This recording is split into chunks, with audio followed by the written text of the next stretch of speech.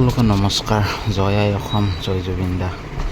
বন্ধুসকল, যোৱাকালি আমাৰ গাঁৱত জুবিন দাৰ 1 মাহ হৈ যোৱাৰ পিছত জুবিন দাৰ অনুষ্ঠান এটা পাতিছিল আৰু সেই অনুষ্ঠানটোত মই যাব নোৱাৰিলে বহুত মনত বেয়া লাগিছে মোৰ। যিয়ে নহওক, গাঁৱৰ সকলো ৰাইজে মিলি পাতিছে জুবিন দাৰ অনুষ্ঠান এটা।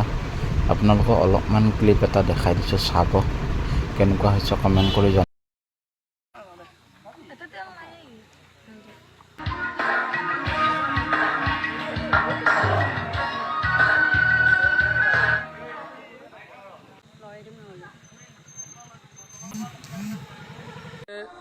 জুবিন দা ঢুকুৱাৰ দিনাৰ পৰাই অতিকে মৰ্মাহত হৈ আছিলোঁ।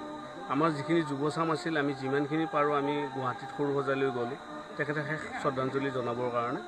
এতিয়া আমাৰ যিখিনি ইয়াতে গাঁৱত যিখিনি মানুহ থাকি গ'ল, সেইখিনিৰ কাৰণে আমি এটা পৰিকল্পনা কৰিলোঁ যে জুবিন দা সকলোৰে প্ৰাণৰ, ইয়াত বয়সৰ কথা নাই, প্ৰত্যেকৰে তেওঁ প্ৰাণৰ শিল্পী আছিলে। গতিকে আমি পশ্চিম দৰং জুবিন অনুৰাগী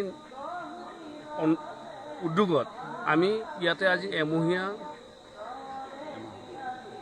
শ্ৰদ্ধাঞ্জলি অনুষ্ঠান, ৰাজহুৱা শ্ৰদ্ধাঞ্জলি আৰু সৰ্বধৰ্মীয় প্ৰাৰ্থনাৰে আমি অনুষ্ঠানটো অনুষ্ঠিত কৰিছোঁ। ইয়াত আমাৰ আজি ৰাতিপুৱা 10 বজাৰ পৰাই বন্তি প্ৰজ্বলন, বৃক্ষৰোপণ, তাৰপিছত সৰ্বধৰ্মীয় প্ৰাৰ্থনা, আমাৰ ইছলাম ধৰ্মাৱলম্বী লোকেও ইয়াত ভাগ লৈছে, আমাৰ ভাগৱত পাঠ হৈছে, আমাৰ নাম ইত্যাদি আমাৰ বিভিন্ন ধৰ্মীয় অনুষ্ঠান আমাৰ অনুষ্ঠিত হৈ গৈছে। এতিয়া আমাৰ খন্তেক পিছতে আমাৰ ন্যায় পাওঁ। জয় জুবিন দা, জয় জুবিন দা, জুবিন দা অমৰ হওক, জুবিন দা অমৰ হওক, জাষ্টিস ফৰ জুবিন দা।